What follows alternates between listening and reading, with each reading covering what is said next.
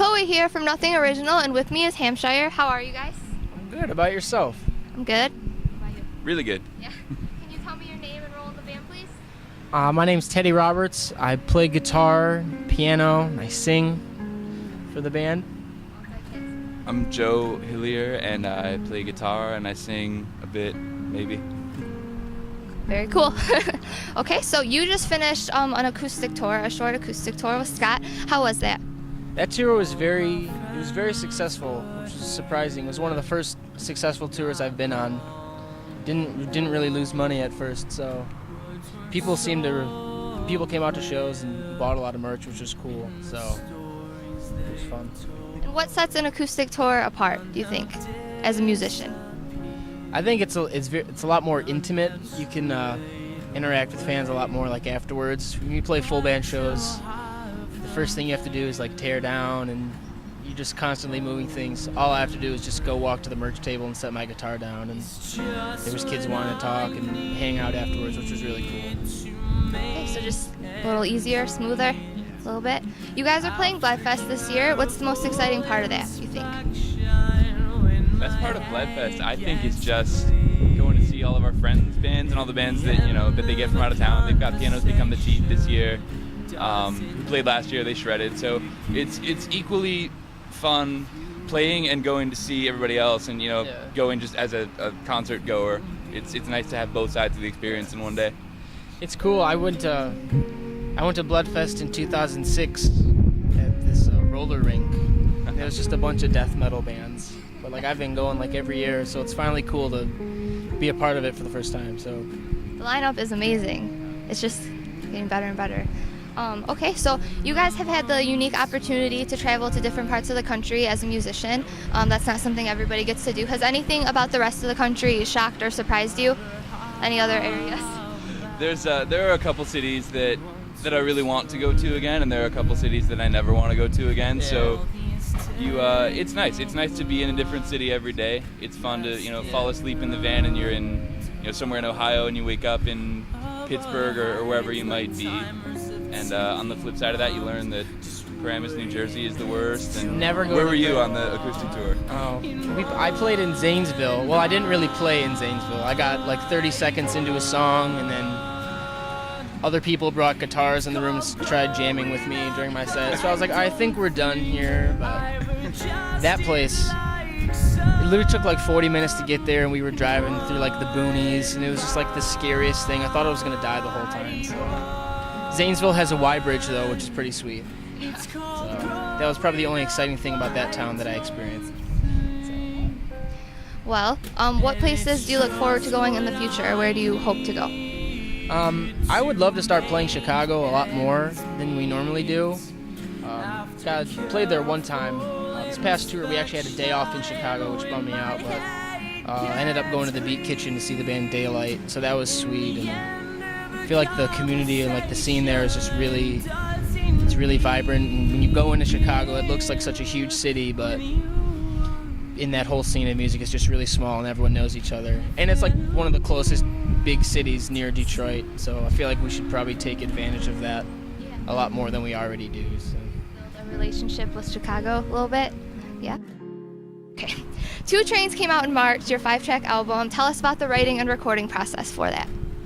The writing for Two Trains was it was kind of a slow process. I usually for the couple of previous albums, I've just had songs kind of in lockdown, just waiting, and I usually kind of pick all right, this song seems like it would fit the album. 2 Trains was kind of different.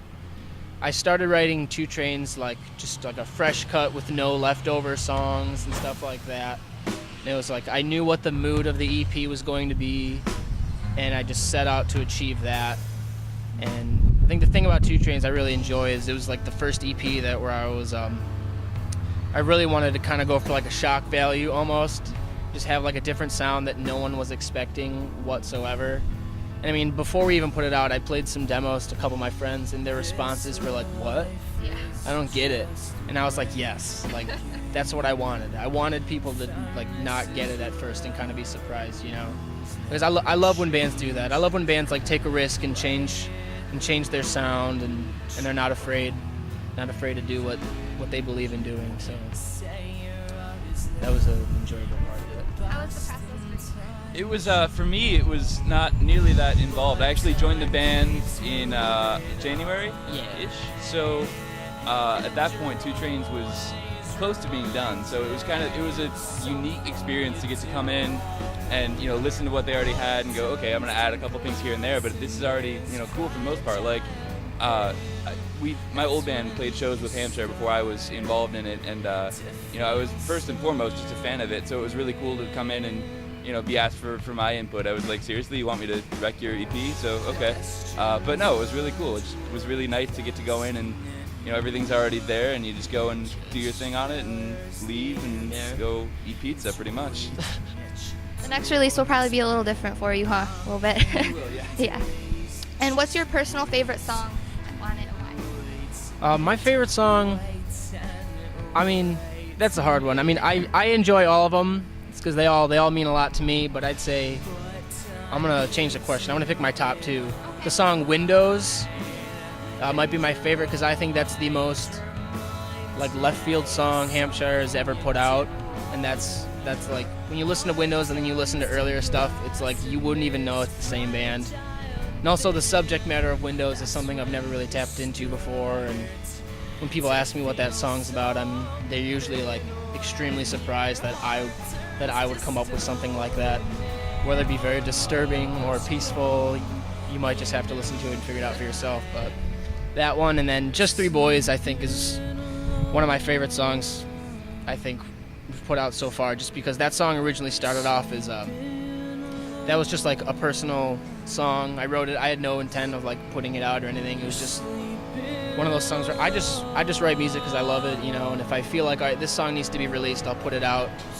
But Just Three Boys was it was one of those kind of personal songs where I was just content playing it on my front porch and calling it a day, but I started playing it live and it got really good response, and then it fit the mood of the EP Two Trains, so I figured it'd be a good place to put it in. Yeah. What about you? Favorite? For me, I gotta go with Waiting Games, because the way that song is built, it's such a build, and then there's just that huge release at the end that we actually haven't gotten to play that live yet, but I'm really looking forward to it, just because it's, to me, like the climax of the EP, and it's it's at the end, and it's just all this, you're screaming your head off and aggression and whatever you want to call it. So to me, that's the coolest moment, I think. Thanks. So, what other big plans do you guys have for this year? For this year, in the next couple months or so, this Livonia-based label called Savior Generation Records is putting out a Get Up Kids tribute 7-inch, and we got asked to do a song for that. We don't know the exact release date, but we'll be covering the song Shorty, which is one of my personal favorites. So that was like a big influence of mine when I started writing music. So it's kind of cool to be asked to do a cover and actually get it out on vinyl. It's going to be our first vinyl release, which will be exciting. And then after that, we've got some more tours lined up for the summer, and maybe a couple of smaller releases here and there, just to pass the time until the next full length. So. Pretty much sum it up, you think? Yeah? Okay. Well, then this is going to be my last question for you guys, and it's you're probably going to have a little bit different of answers, but what impact do you hope that the music you release has on its listeners? I mean, well, first and foremost, I hope people can connect with the music and they can relate to it in some way, shape, or form, whether it be lyrically or musically. It doesn't really matter. As long as it makes people feel something, whether that be love or aggression or hatred or just any emotion is fine with me, because I'm not a fan of fake music that just has no substance to it whatsoever.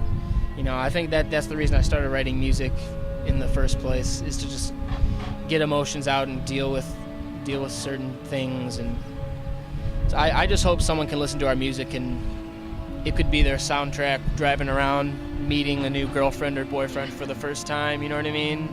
Or you just lost your job and your first thing is to put on Two Trains, you know what I mean? Like anything like that is perfectly fine with me. So yeah, I think there's power in knowing that you're not alone in whatever it is you're feeling at the time, be it being angry or being happy or whatever, it's nice to know that whatever it is you're feeling, there's at least somebody else, maybe it's us or maybe it's some other band or somebody that's, you know, in the same boat. So to me, that's what's comforting about listening to music, and I hope other people get that out of the music that we write. Yeah. Well, thank you guys very much. It's been fun. Thanks for talking.